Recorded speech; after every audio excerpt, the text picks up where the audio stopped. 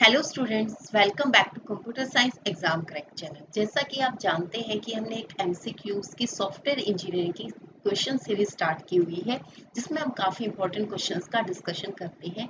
और जो मैं ये क्वेश्चंस आपके पास लेकर आती हूँ, ये काफ़ी इंपॉर्टेंट क्वेश्चंस हैं और इनसे बाहर सॉफ्टवेयर इंजीनियरिंग में कुछ भी नहीं पूछा जाएगा। तो प्लीज़ इन सभी सीरीज को अच्छे से कीजिएगा। अगर फिर भी कोई डाउट है तो कमेंट बॉक्स पर कमेंट कीजिएगा।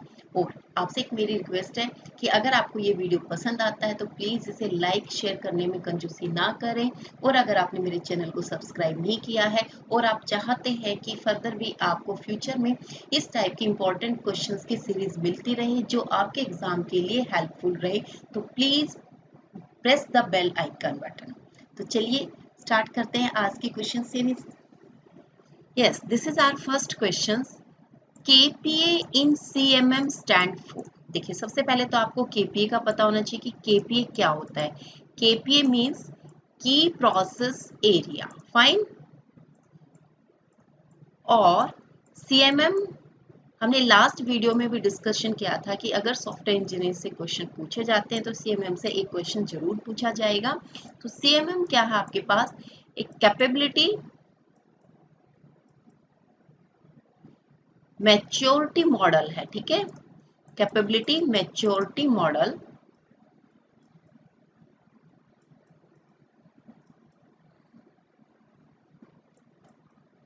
फाइन। कैपेबिलिटी मैच्योरिटी मॉडल है, ठीक है। तो इसके अंदर क्या पूछा गया? KPA in CMM stand for. तो ऑप्शन ए है आपका की प्रोसेस एरिया, सेकंड है की प्रोडक्ट एरिया, थर्ड है आपका key principal area and the fourth one is key performance area. अभी मैंने डिस्कस किया कि KPA क्या आपका की प्रोसेस एरिया। तो इट मीन्स कि ऑप्शन ए जो होगा आपका करेक्ट होगा। B, c and d all are wrong, fine. चलते हैं नेक्स्ट क्वेश्चन की तरफ। Which one of the following is not a risk management technique for managing the risk due to unrealistic schedules and budget? देखिए, risk management क्या होता है? Risk management में हम डिफरेंट टाइप की रिस्क मैनेजमेंट एक्टिविटीज करते हैं। जैसे हम शेड्यूल का रिस्क लेते हैं, टाइम, कॉस्ट की सब का हम अजम्पशंस करते हैं, एस्टिमेशंस लगाते हैं कि इतना एस्टिमेट है हमारा टाइम कॉस्ट का, ठीक है, टोटल ओवरऑल बजट का। तो वो सारी हमारी क्या होती है? रिस्क मैनेजमेंट एक्टिविटीज होती है। तो रिस्क मैनेजमेंट एक्टिविटीज में देखिए, सबसे पहले ऑप्शन ए है आपका detailed multi source cost and schedule estimation. बिल्कुल, हम कॉस्ट और शेड्यूल का एस्टिमेशन लगाते हैं, रफ एस्टिमेशन लगाते हैं, ठीक है। डिजाइन कॉस्ट, बिल्कुल, कॉस्ट का भी जो आपके सॉफ्टवेयर की डेवलपमेंट कॉस्ट होती है, डिजाइन कॉस्ट होती है, हम उसका भी रिस्क मैनेजमेंट के अंदर एस्टिमेट लगाते हैं। इंक्रीमेंटल डेवलपमेंट, इंक्रीमेंटल डेवलपमेंट के अंदर भी क्या होती है? जैसे जैसे आपका सॉफ्टवेयर इंक्रीज होता जाता है, वन स्टेज से दूसरी स्टेज पर पहुंचता है, या यू कैन से कि वन फेज से दूसरे फेज पर जब हम जाते हैं तो उसको हम इंक्रीमेंटल डेवलपमेंट कहते हैं। तो इंक्रीमेंटल डेवलपमेंट के केस में भी हम हर एक फेज में रिस्क मैनेजमेंट एक्टिविटीज को परफॉर्म करते हैं। And the last option is information hiding. देखिए, इंफॉर्मेशन हाइडिंग आपको पता है कि ये हमारा क्या है, कि हमारी प्रोग्रामिंग लैंग्वेजेस का एक इम्पॉर्टेंट कैरेक्टरिस्टिक है। प्रोग्रामिंग लैंग्वेजेस की इम्पोर्टेंट कैरेक्टरिस्टिक है हमारी, जो कि प्रोग्राम डेवलप करने में हमारी काफ़ी हेल्प करती है। तो प्रोग्राम इंफॉर्मेशन हाइडिंग आपकी रिस्क मैनेजमेंट एक्टिविटी नहीं है। बाकी आपका इंक्रीमेंटल कॉस्ट, डिजाइन कॉस्ट और ए जो आपका मल्टी सोर्स कॉस्ट और शेड्यूल एस्टिमेशन है, ये सब हम रिस्क मैनेजमेंट के अंदर करते हैं। तो इट मीन्स कि आपका जो ऑप्शन डी होगा information hiding, that is true और करेक्ट, फाइन। चलते हैं अपने नेक्स्ट क्वेश्चन पे। Dash of a system or computing system is the of structure of the system which comprise software components, the externally visible properties of these components and the relationship among them।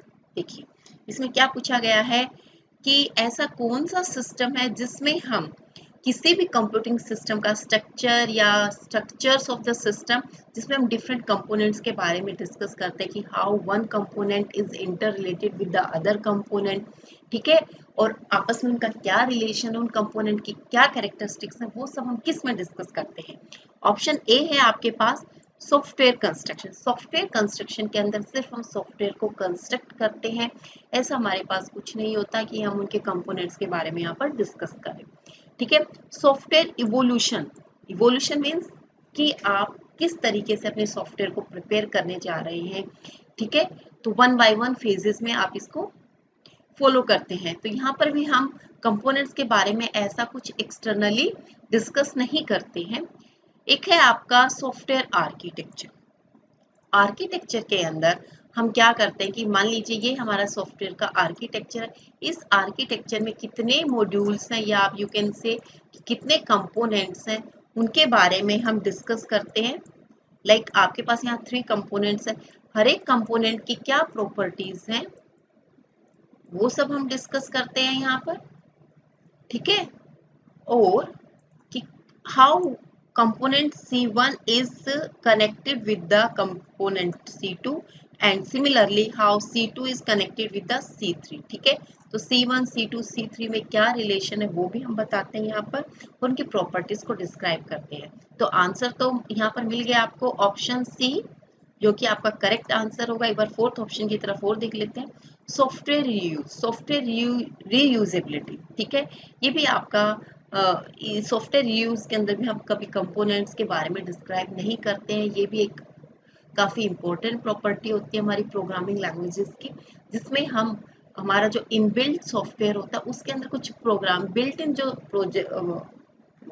You can say कि built in modules होते हैं, ठीक है, built in procedures होते हैं जिनको आप अपने प्रोग्राम के अंदर रीयूज कर सकते हैं, ठीक है। तो ये सॉफ्टवेयर रीयूजेबिलिटी कैरेक्टरिस्टिक्स है हमारी प्रोग्रामिंग लैंग्वेजेस की। तो आंसर है आपके पास ऑप्शन सी। फाइन, चलते हैं अपने नेक्स्ट क्वेश्चन पे। In function point analysis the number of complexity adjustment factor is, ठीक है। यहाँ पर पूछा गया कि एडजस्टमेंट फैक्टर क्या है फंक्शन पॉइंट एनालिसिस के अंदर। जनरली ये FPA के नाम से जाना जाता है, ठीक है। हमने लास्ट वीडियो में भी डिस्कस किया था कि FPA क्या है, ठीक है। और यहाँ दोबारा से क्वेश्चन पूछा गया है कि मीन्स ये जो टॉपिक है बहुत ही इंपॉर्टेंट टॉपिक है और इस टॉपिक को बिल्कुल मत छोड़ना। जितने भी मैं क्वेश्चन यहाँ पर कराती हूँ आपको अच्छे से करना है उनको, ठीक है। तो एडजस्टमेंट फैक्टर 10, 12, 14 और 20 है, ठीक है। जो FP के अंदर होता है, फंक्शन पॉइंट एनालिसिस के अंदर होता है, वो आपका एडजस्टमेंट फैक्टर होता है 14, जिसको हम बोलते हैं, कई बार आपको मिलेगा वैल्यू एडजस्टमेंट फैक्टर, ठीक है, वैल्यू एडजस्टमेंट फैक्टर, ठीक है। तो ये आपके 14 पॉइंट्स होते हैं जिन पर हम डिस्कस करते हैं, और ये 14 पॉइंट्स हमने लास्ट वीडियो में भी डिस्कस किए थे और मैंने आपको यहाँ पर भी एक बार आपको शो कर दिया है कौन कौन से ऐसे 14 पॉइंट्स हैं, ठीक है। इनको आप रीड कर लेना अच्छे से। अब हम अपने नेक्स्ट क्वेश्चन की तरफ जाते हैं। Regression testing is primarily related to regression testing. तो जैसे रिग्रेशन यानी कि दोबारा से आप कोई टेस्टिंग परफॉर्म करते हैं, और दोबारा से टेस्टिंग हम क्यों परफॉर्म करते हैं, जब आप किसी सॉफ्टवेयर के अंदर कोई करेक्ट करते हैं, कोई एरर आ गया है आप उसको करेक्ट करते हैं, तो करेक्ट करने के बाद आप उसको दोबारा से टेस्ट करते हैं कि जो आपने चेंजेस किए हैं क्या वो चेंजेस प्रॉपरली हो गए हैं या उन चेंजेस का दूसरे मॉड्यूल पे इफेक्ट आया है या नहीं आया है। ये सब चेक करने के लिए आप रिग्रेशन टेस्टिंग करते हैं, ठीक है। तो ऑप्शन जो आपका फंक्शनल टेस्टिंग, फंक्शनल टेस्टिंग आपकी ब्लैक बॉक्स टेस्टिंग होती है, ठीक है। ये एक अपने आप एक अलग टेस्टिंग टाइप है, ठीक है, जो यूनिट टेस्टिंग के अंदर परफॉर्म की जाती है। डेवलपमेंट टेस्टिंग है, ठीक है, इसमें हम during the software development different type की टेस्टिंग्स को परफॉर्म करते हैं। डेटा फ्लो टेस्टिंग है, इसमें हम डेटा का फ्लो चेक करते हैं, हमारे पास जैसे CFG है, कंट्रोल फ्लो ग्राफ बनाते हैं हम उसमें, ठीक है, साइक्लोमेटिक कॉम्प्लेक्सिटी निकालते हैं, वो सब क्या है, डेटा फ्लो टेस्टिंग के अंदर आता है। और लास्ट ऑप्शन आपके पास मेंटेनेंस टेस्टिंग। देखिए, पहले तो आपको पता होना चाहिए कि मेंटेनेंस क्या होता है। मेंटेनेंस के अंदर हम डिफरेंट टाइप की मेंटेनेंस करते हैं, और ये कब करते हैं, ये हम इम्प्लीमेंटेशन फेज के बाद करते हैं। करेक्टिव मेंटेनेंस करते हैं हम यहाँ पर, ठीक है, प्रिवेंटिव मेंटेनेंस करते हैं, ठीक है, करेक्टिव मेंटेनेंस करते हैं, प्रिवेंटिव मेंटेनेंस करेंगे यहाँ पर,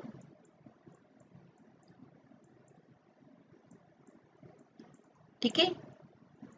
और अगर आपको कोई दूसरा मॉड्यूल, नया मॉड्यूल है, उसको ऐड कराना अपने इनबिल्ट जो ऑलरेडी आपके पास सॉफ्टवेयर उसके अंदर, उसमें भी हम मेंटेनेंस टेस्टिंग करते हैं। तो मेंटेनेंस टेस्टिंग जो है आपका प्राइमरी रिलेटेड होता है रिग्रेशन टेस्टिंग में, क्योंकि मेंटेनेंस फेज से पहले जितना भी हम अपना सॉफ्टवेयर बना चुके थे, उसको इम्प्लीमेंट कर चुके होते, तो इम्प्लीमेंटेशन से पहले हम ऑलरेडी उसकी टेस्टिंग कर चुके होते हैं। तो रिग्रेशन टेस्टिंग कब परफॉर्म किया जाता है, मेंटेनेंस फेज के अंदर, जब कोई आप चेंजेस इंट्रोड्यूस करते हैं अपने प्रोग्राम के अंदर, तब ये टेस्टिंग परफॉर्म की जाती है।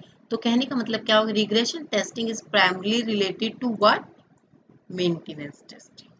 तो ये थे क्वेश्चंस आपके, जो काफ़ी इंपॉर्टेंट क्वेश्चंस हैं। प्लीज़ इन क्वेश्चंस को ध्यान से कीजिएगा और मेरे पे भरोसा कीजिएगा कि अगर आप इन क्वेश्चंस को कर लेते हैं, ये जो मैं आपको सीरीज दे रही हूँ, इनको आप अगर अच्छे से कर लेते हैं, सॉफ्टवेयर इंजीनियरिंग में आपको अलग से पढ़ने की ज़रूरत नहीं होगी। तो आज के लिए इतना ही, आगे मिलते हैं नेक्स्ट वीडियो में नेक्स्ट क्वेश्चन सीरीज के साथ। तब तक के लिए थैंक यू वेरी मच।